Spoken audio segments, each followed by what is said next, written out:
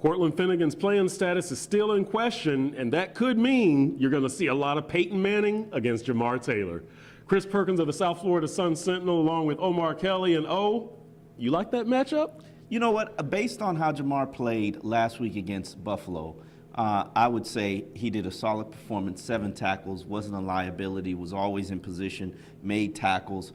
That's what you want from a cornerback. Just don't get your face beat in. Now, the question is, he was playing against Kyle Orton. There's a little bit of a difference. There you go, because we saw what Aaron Rodgers did when he had his opportunity against Phillip Wheeler.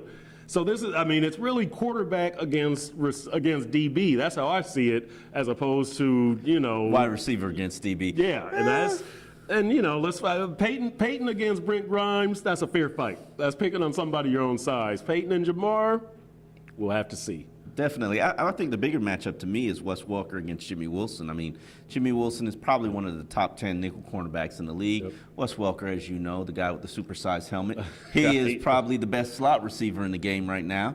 So that should be, to me, more of a telling factor of how this game is going to play out. All right, now let's look at the other side of the ball, and we know the Dolphins are not a big play offense, so we know this. We've come to terms with that. Yeah, we've come to terms with that. It looked promising in training camp, and then, tempo, throw that out. Long ball, throw that out. Didn't you see long balls in training camp? I thought I did. It was a mirage. Exactly. So here's the deal. This is an offense that averages 24.9 points per game. I think it's 11th in the league. Oh, I hate when you do that because you got to take out the 23 points the defense scored. They're under 23. Now here's the deal. Now, Denver, I believe, is the second highest scoring team, even though St. Louis held them to 7. But the Dolphins have to outscore Denver as much as they have to hold Denver offensively. The Dolphins' offense, their longest scoring play this year is 21-yard pass. Right, Rashard Matthews catching it from Ryan Tannehill against Jacksonville. Longest scoring run,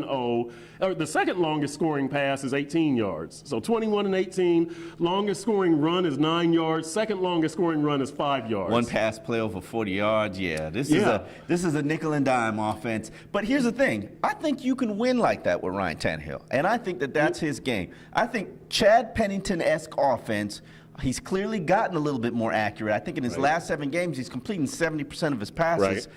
If you can continue to convert third downs and you do well and are efficient on first downs, and they're the 10th best team on first downs, and you get to the red zone. Hell, you get to the red zone more than any team in the NFL. Now, see, here's the problem, because Bill Lazor, when we were talking to Bill Lazor in his weekly media session, he said, well, we've had a lot of explosive plays, but they don't score touchdowns.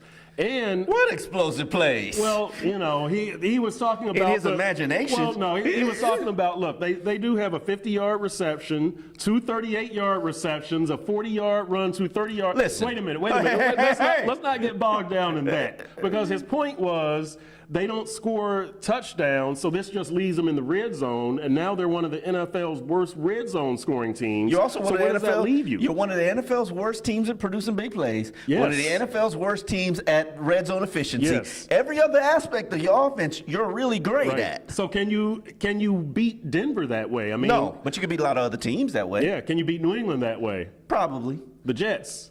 Who you play twice. Absolutely, no question. The offense has done well, no doubt. I think the only time you're going to have that's a missing element. That's the a huge only missing time element. you're going to have big problems in terms of the way this offense is playing, especially with this defense, the way they're playing, is when you got to put up 30 points. Or late in games, if you're trailing. Okay. If you're No, because Ryan Tannehill has given them the lead in the fourth quarter games.